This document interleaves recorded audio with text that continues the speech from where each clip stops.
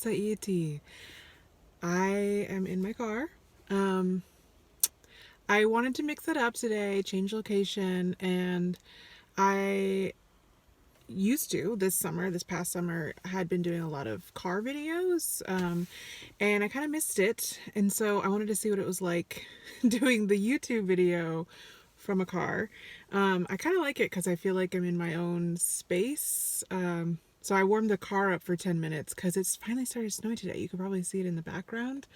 It's been raining for, I think, over a month, maybe even longer, but I don't keep track of it anymore. I wanted to do a video about my goals for 2021. I know it's been a little while since I've done a video.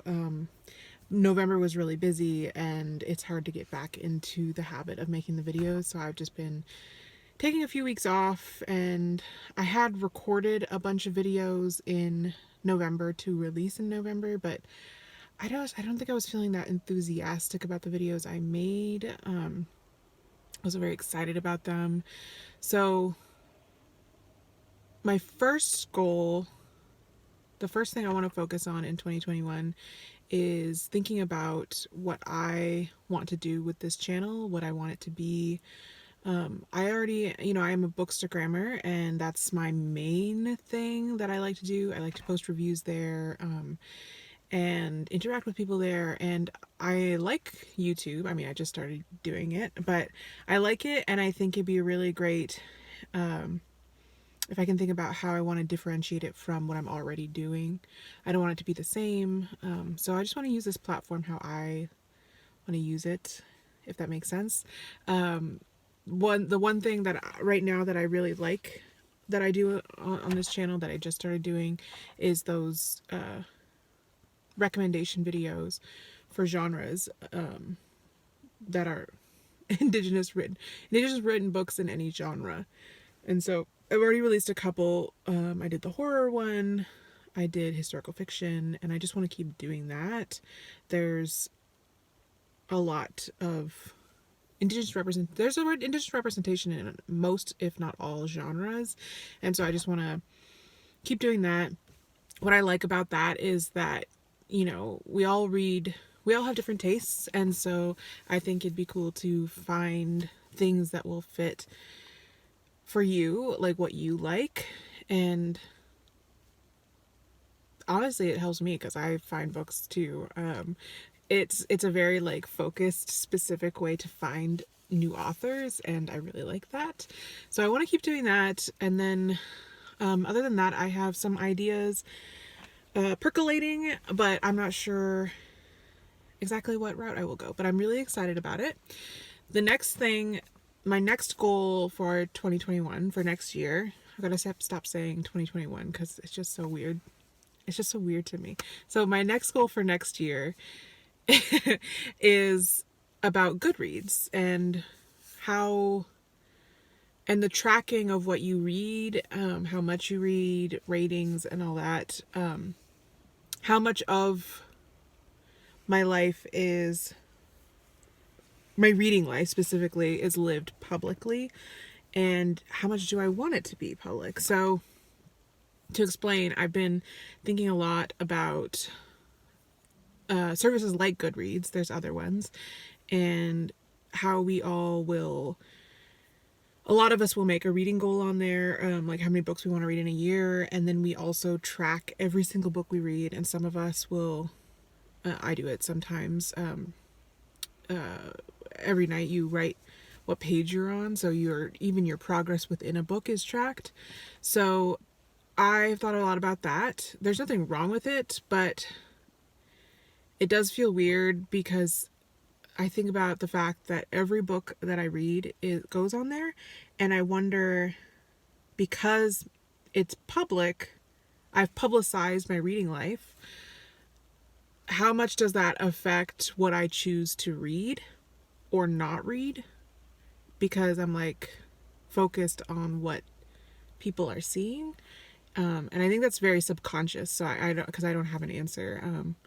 So I'm wondering if maybe in 2021 I focus on not putting everything I read on Goodreads, not tracking everything. I still think that it is useful, obviously, for authors to help support authors. And so I still want to post reviews. I just want to be more selective about what books I think could use a review from me. Like, for example, like I because my whole goal is to promote Indigenous literature, I will write reviews for Indigenous books and post them, of course on my Instagram, but also on Goodreads. And then the opposite of that is like, does Stephen King, I just pick a random author, need me to post my review of his book? Probably not. You know? So like, I think there's a spectrum, and I don't think I need to like put my voice out there for every book that I read. But I will continue to track it myself. I actually have a reading journal, and I write down everything I read by month. And so I will be tracking it, and I will know at the end of the year what I have read and how much I've read. So it's not, the thing that's lost is the like database aspect of it for me, because Goodreads keeps track of how many pages you've read, and also it's easily searchable, so I can like search the books and that I've read and be like, did I read that, or when did I read that? And so I don't know. So that's something I'm thinking about. It'll probably be hard because it's just, I don't know, it's hard breaking away from like social media type things. So it's something that I'm still thinking about. So that's goal number 2. And then the next thing is, of course, about the actual reading.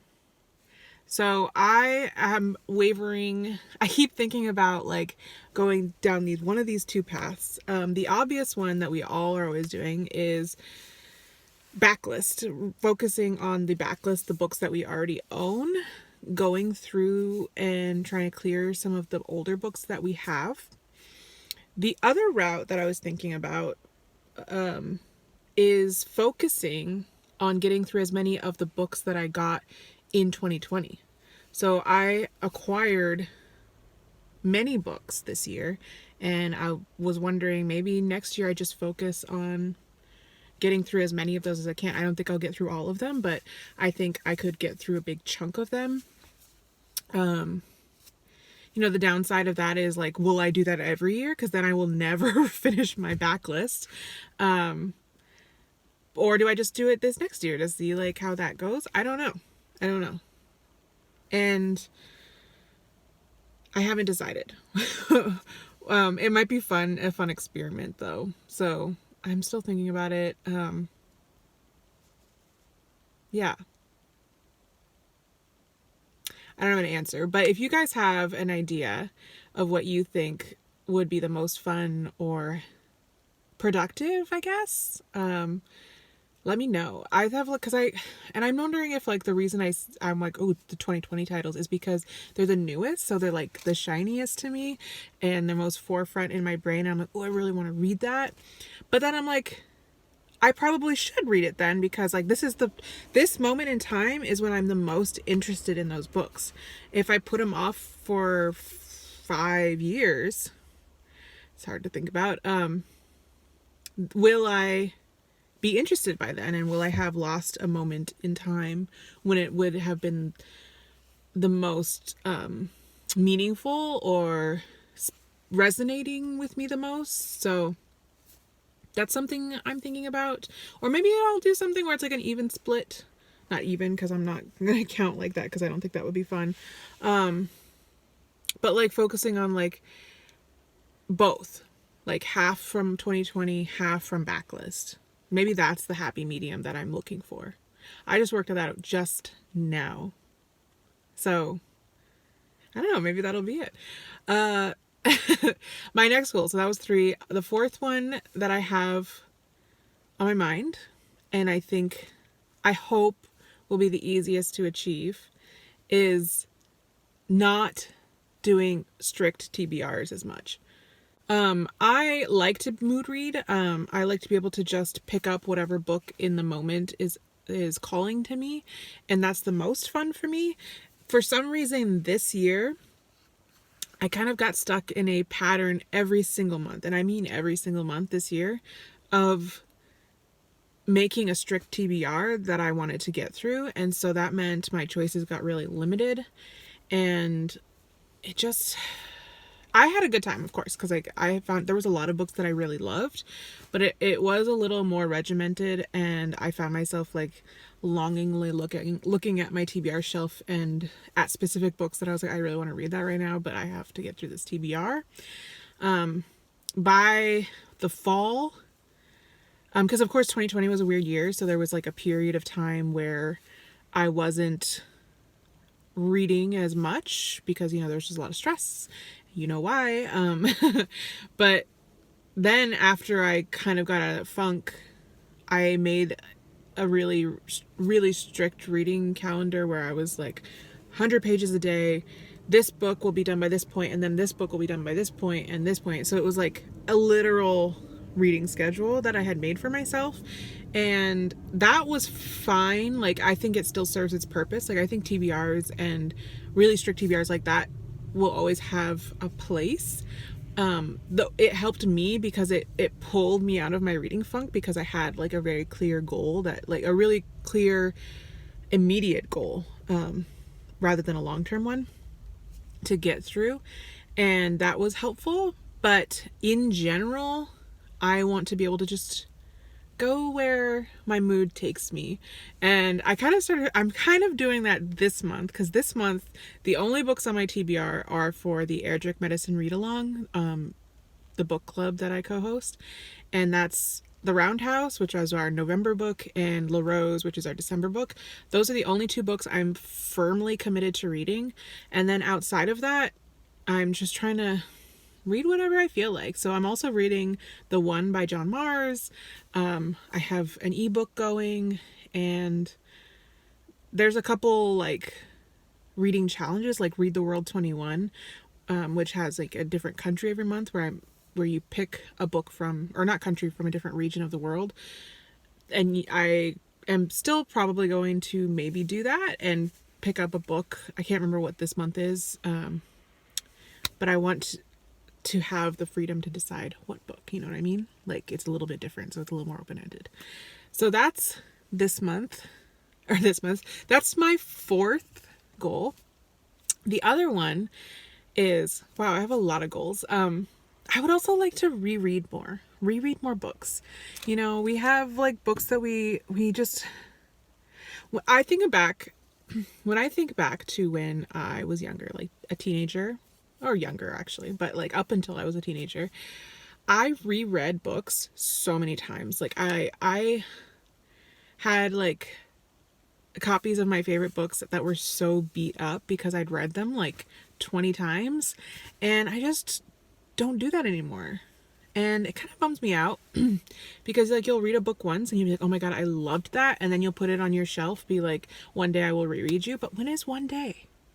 So I want to incorporate doing more rereads, because I kind of equate it to being like, would you rather have a lot of acquaintances or a couple of really close friends? And I would like to have close friends with these books. So like I think when you reread, you see new things with new eyes, or things get solidified in your brain because you get to know the book better, and more so than you would on one read.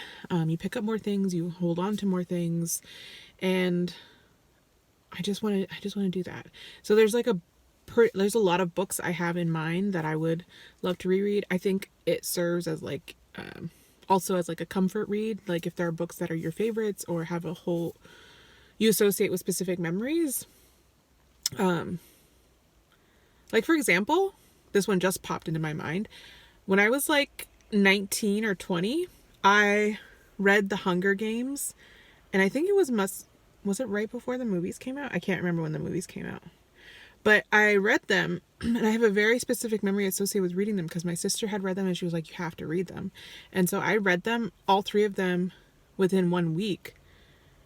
And I remember it. I remember the experience of reading it and being so like blown away, and having a shared experience with my sister and friends who I'd also pushed the book on.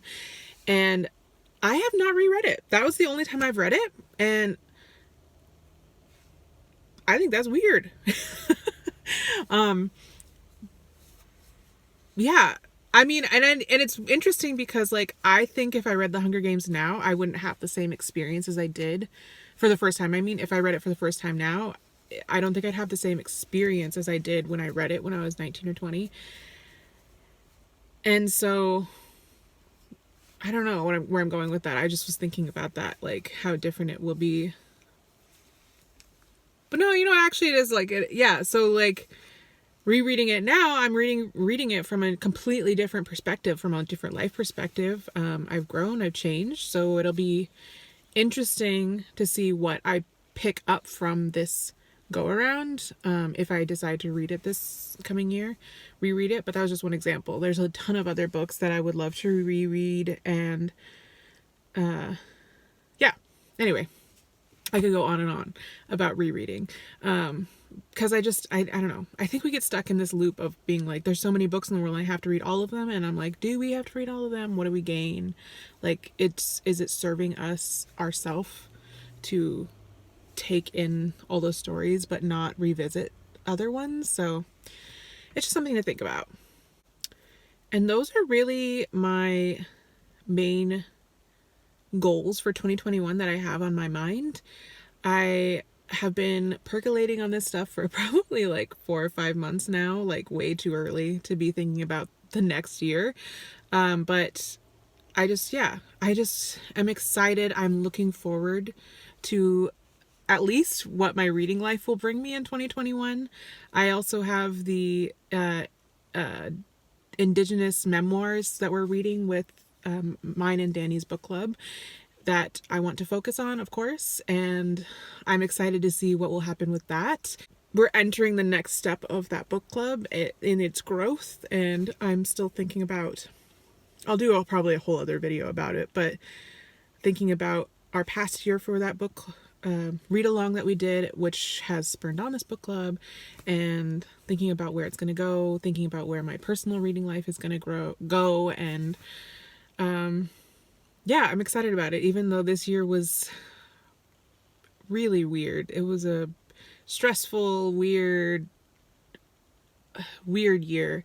But when I think about the positives that came out of this year for myself, I think about community. I feel like our community, at least virtually, has grown stronger, and friendships grew from it, and connection with each other.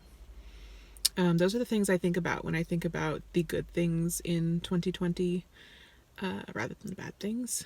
So that's that. That's all I have to say for this video. It's a little longer than I expected. I thought it was going to go by really fast. Today, I actually forgot I was going to mention at the top of the video, this headband that I'm wearing. I'm wearing it because it's cold in the car. But it's from my Feminist Book Club gift package that I got in the mail. I did an unboxing in my stories on Instagram, and I also just now took a picture here in the snow of my unboxing as well. But I was like, as I was doing the unboxing, I was like, oh, I should just put that on now that I've taken my picture, because I'm gonna stay warm in the car, and it's actually really cute. I mean, I'm not surprised, but like, I liked it. I like how it looks on me, is all I'm saying. I like this little knot in the front. But anyway, that's it. That's it for this video. Sorry it's been a month or so. I can't remember how long it's been. And tell me what you think of the car. Is it weird to do YouTube videos from my car? I don't know. I kind of like it because I feel really free. Like, to just be myself, because in my house there's no like separate rooms. Like, it's a cabin, so there's 2 floors, but there's no like door I can shut and just be. And I kind of like being outside because, oh God, I'm gonna go on a tangent again. I like natural light, and I like not having to focus on all like the setup of things. I like to just keep it casual, and when I'm inside I feel like I have to do my whole setup, and I have to sit a certain way, and focus on like making sure the lighting isn't weird. And in here, I just feel like I'm in my own little, I'm in a little box. I really feel like a cat because like cats, like walls. They like to be contained. So I feel like I'm like a cat in here. And yeah, it's getting cold though. So I'm going to go and get warm inside the house. And I don't know, just enjoy my day off. So I hope you're having a good day. I hope you're having a good week. And I'll see you guys later. Suye, team. Bye.